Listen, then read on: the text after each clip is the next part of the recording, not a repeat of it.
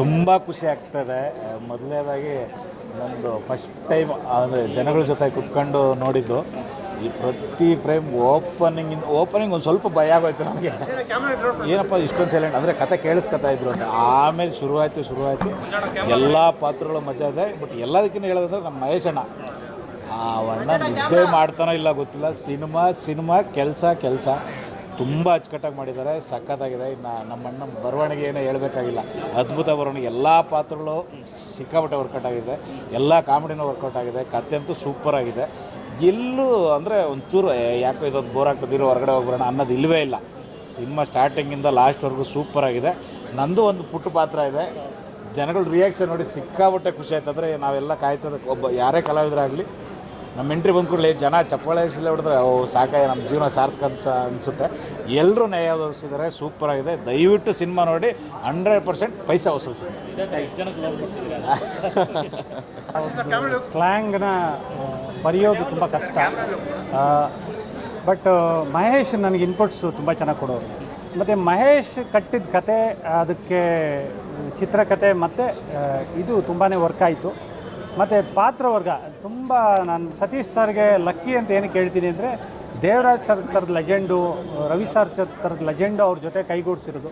ಮತ್ತು ಅಂಬರೀಷ್ ಅಣ್ಣನ ಒಂದು ಓಪನಿಂಗಿಂದ ಶುರುವಾಗುತ್ತೆ ಸಿನಿಮಾ, ಎಂಗೇಜಿಂಗ್ ಆಗಿದೆ. ಯೂಶ್ವಲಿ ನಾನು ನಿಮ್ಗಳನ್ನ ಅಬ್ಸರ್ವ್ ಮಾಡ್ತೀನಿ, ಕ್ಲೈಮ್ಯಾಕ್ಸ್ ಬರ್ತಾ ಇದ್ದಂಗೆ ಒಂದು 10 ನಿಮಿಷ ಇದ್ದಂಗೆ ಕ್ಯಾಮ್ರಾಗಳು ತೊಗೊಂಡು ಈಚೆಗೆ ಹೋಗ್ತೀರಾ, ಯಾಕೆಂದರೆ ನಿಮ್ಮ ಕೆಲಸ. ಬಟ್ ಈ ಸಿನಿಮಾದಲ್ಲಿ ನೀವುಗಳು ಕೂತಿದ್ರಿ, ಏನಾಗುತ್ತೋ ನೋಡೋಣ ಅಂತ. ಅಷ್ಟೇ ಎಂಗೇಜಿಂಗ್ ಆಗಿಟ್ಟಿದ್ದು. ಮತ್ತು ಚಾಲೆಂಜಿಂಗ್ ಆಗಿದ್ದಿದ್ದು ನಗಿಸೋದು. ಏಕೆಂದರೆ ಹಾಸ್ಯನ ಕ್ರೋಢೀಕರಿಸೋದು ತುಂಬ ಕಷ್ಟ. ಸ್ವಲ್ಪ ಹಂಗೆ ಹೋದರೂ ಅದು ಅಪಹಾಸ್ಯ ಆಗ್ಬಿಡುತ್ತೆ. ಬಟ್ ಅದನ್ನು ತುಂಬ ಚೆನ್ನಾಗಿ ಇದು ಮಾಡಿದ್ದಾರೆ. ಮಂಡ್ಯದ ನೆಲದಲ್ಲಿ ಬರೀ ಭತ್ತ ಕಬ್ಬು ಮಾತ್ರ ಹುಟ್ಟಲ್ಲ, ತುಂಬ ಚೆನ್ನಾಗಿರೋ ಹಾಸ್ಯನೂ ಹುಟ್ಟುತ್ತೆ ಅನ್ನೋದು ಈ ಸಿನಿಮಾದಲ್ಲಿ ತೋರಿಸಿದ್ದಾರೆ. ಮತ್ತು ಒಂದು ಅಯೋಗ್ಯ ನಂತರ ಒಂದು ಹೊರೆ ಅಂತೂ ಇತ್ತು. ಅಯೋಗ್ಯನ ತುಂಬ ಜನ ಪ್ರೀತಿ ಕೊಟ್ಟು ಆಶೀರ್ವಾದ ಕೊಟ್ಟಿದ್ದರು ಅವರುಗಳು.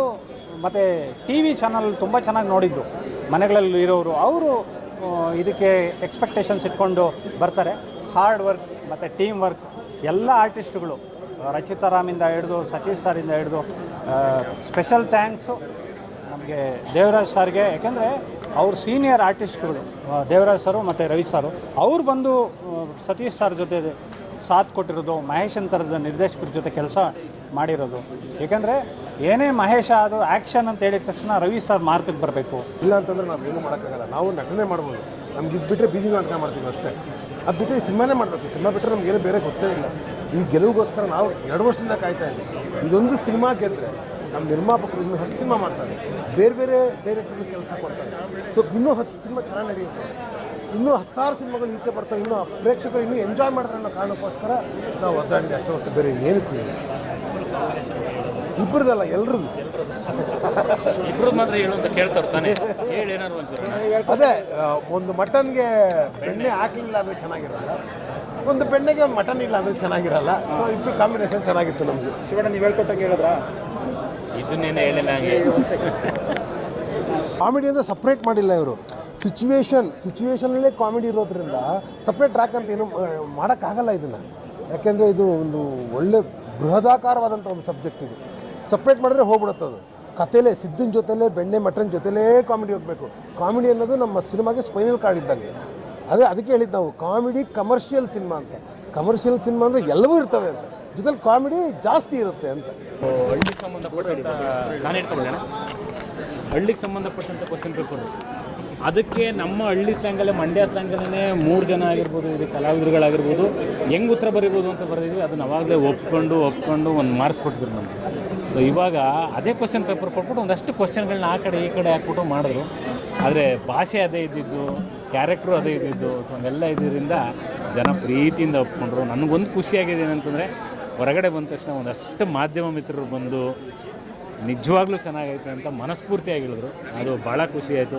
ಮತ್ತು ಕಾಂಬಿನೇಷನ್, ನಮ್ಮಿಬ್ಬರು ಕಾಂಬಿನೇಷನ್ ಅಥವಾ ನಮ್ಮ 3 ಜನರದ್ದು ಕಾಂಬಿನೇಷನ್ನ ಒಟ್ಟಿಗೆ ನೋಡಿದಾಗ ನಮ್ಮ ಜೊತೆ ಇದ್ದಂತಹ, ನಮ್ಮ ಜೊತೆ ಆ್ಯಕ್ಟ್ ಮಾಡಿದ್ರೆ, ಸಿನಿಮಾದಲ್ಲಿ ಆ್ಯಕ್ಟ್ ಮಾಡಿರೋ ಕೆಲವೊಬ್ಬರು ಕಲಾವಿದರುಗಳು ಹೇಳ್ತಿದ್ದು, ನೀವು ನಾರ್ಮಲಾಗಿ ಹೊರಗಡೆ ಹೆಂಗೆ ಮಾತಾಡ್ತಿದ್ರು ಹಂಗೆ ಅಲ್ಲೂ ಇತ್ತು, ನಮಗೆ ಏನೂ ಅನ್ನಿಸ್ತಾ ಇರಲಿಲ್ಲ, ಅಷ್ಟು ಲವಲವಿಕೆಯಿಂದ ಅಷ್ಟು ಖುಷಿ ಆಯಿತು ಅಂತ.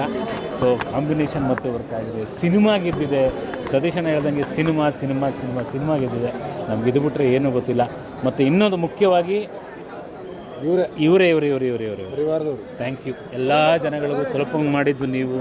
ಸೊ ಜನಗಳು ಇಷ್ಟಪಡೋಕ್ಕೆ ಕಾರಣ ಆದವ್ರು ನೀವು. ಇಲ್ಲಿ ಬೆಣ್ಣೆ ಅವನು ಸುಣ್ಣ ಅಂದ್ಕೊಂಡು ಉರಿಸ್ತಿರೋರು ನೀವೇ.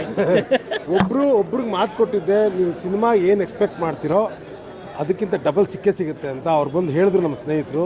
ನೀನೇನು ಹೇಳಿದೆ ಆ ಮಾತು ಉಳಿಸ್ಕೊಂಡೆ ಅಂತ. Thank you sir, thank you so much. ಆ ಮಾತು ನಾವು ಇನ್ನು ಮುಂದೆನೇ ಉಳಿಸ್ಕೋತೀವಿ ನಾವು. ಆ್ಯಕ್ಚುಲಿ ಮೊದಲನೇ ದಿನ ಸತೀಶನ ಹೇಳಿದ್ರಲ್ಲ, ಮೊದಲನೇ ದಿನ 11 ಯೂಟ್ಯೂಬ್ ಚಾನಲ್, 2ನೇ ದಿನ 3ನೇ ದಿನ 4ನೇ ದಿನ ಎಲ್ಲ ಟಿ ವಿ ಮಾಧ್ಯಮಗಳನ್ನೆಲ್ಲ ಮಿಕ್ಸ್ ಮಾಡಿದ್ರೆ ಟೋಟಲ್ ಒಂದು 26-27 ಇಂಟರ್ವ್ಯೂಗಳನ್ನ ಕೊಟ್ಟಿದ್ದೀವಿ. ಏನೇನು ಮಾತಾಡಬೇಕು ಅಂತ ಗೊತ್ತಾಗದಲ್ಲೇ ಕೊನೆಗೆ ನಾವು ಹೇಳ್ತಿದ್ದೊಂದು ನಗಿಸ್ತೀವಿ, ಸಿನಿಮಾದಲ್ಲಿ ನಗಿಸ್ತೀವಿ, ನಿಮ್ಮನ್ನು ಪಾರ್ಟ್ 2 ಆಗಿರೋದ್ರಿಂದ ಡಬಲ್ ಧಮಾಕ ಅಂತ ಹೇಳ್ಕೊಂಬಂದ್ವಿ. ಖಂಡಿತವಾಗ್ಲೂ ಹೊರಗಡೆ ಬಂದು ಮತ್ತೆ ಇಂಟರ್ವ್ಯೂ ಮಾಡಿದ್ದು ಕೆಲವೊಂದಷ್ಟು ಜನ ಕೇಳಿದಾಗ ಅವರು ಹೇಳಿದ್ದು, ನಾವು ಅವ್ರನ್ನೇ ಕೇಳಿದ್ವಿ, ನಾವು ಹೇಳಿದ್ದೇನಾದ್ರು ಸುಳ್ಳಾಯ್ತಾ ಇಲ್ಲ ಸತ್ಯ ಆಯ್ತಾ ಅಂತ. ಇಲ್ಲ, ನಿಜವಾಗ್ಲೂ ನೀವು ಹೇಳಿದ ಸತ್ಯ ಅಂತ ಹೇಳ್ತಿದ್ದಾರೆ. ನೋಡಿದ ಜನಗಳು ಆಲ್ರೆಡಿ ತುಂಬ ಜನ ಫೋನ್ ಮಾಡ್ತಾ ಇದ್ದಾರೆ, ಫಸ್ಟ್ ಶೋ ನೋಡಿರೋರು.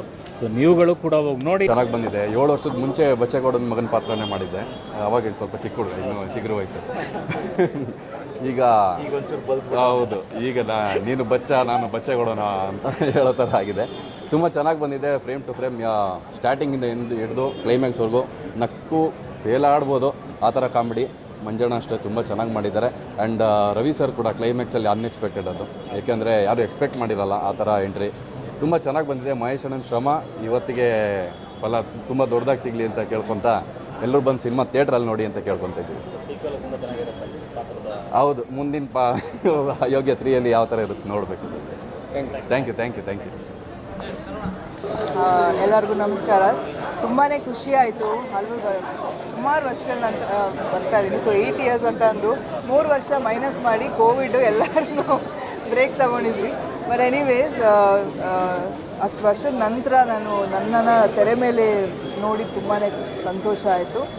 ಇಂಥ ಒಳ್ಳೆಯ ಪ್ಲ್ಯಾಟ್ಫಾರ್ಮ್ ಸಿಕ್ಕಿದಾಗ ಒಬ್ಬ ಆರ್ಟಿಸ್ಟ್ಗೆ ಅದು ಔಟ್ಪುಟ್ ಇಷ್ಟು ಚೆನ್ನಾಗಿ ಬಂದಾಗ ತುಂಬಾ ಖುಷಿ ಆಗುತ್ತೆ. ಆ್ಯಂಡ್ ಫಿಲ್ಮ್ ಬಗ್ಗೆ, ಅಯೋಗ್ಯ 2 ಬಗ್ಗೆ ಹೇಳಬೇಕು ಅಂತಂದರೆ ಎಷ್ಟು ನಕ್ಕಿದ್ದೀನೋ ಹೇಳೋಕ್ಕೆ ಸಾಧ್ಯ ಇಲ್ಲ. It's out and out commercial and comedy cinema.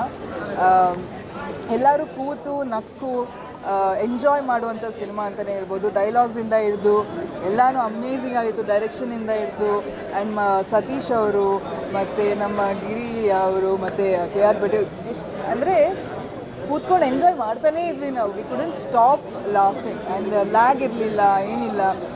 So ಎಲ್ಲರೂ ಬನ್ನಿ ಅಯೋಗ್ಯ 2 ಸಿನಿಮಾ ನೋಡಿ. ಅವಾಗ ಹೇಳ್ತಾ ಇದ್ರು ಎಲ್ಲರೂ ಡಬಲ್ ಧಮಾಕನೇ ಬಂದು ನೋಡಿ ನಮ್ಮ ಕನ್ನಡ ಚಿತ್ರರಂಗಕ್ಕೆ ಪ್ರೋತ್ಸಾಹ ನೀಡಿ, ಕನ್ನಡ ಸಿನಿಮಾಗಳನ್ನ ಬಹಳಷ್ಟು ನೋಡಿ ಹಾರೈಸಿ ಎಲ್ಲರೂ ಬನ್ನಿ, ಎಂಜಾಯ್ ಮಾಡಿ.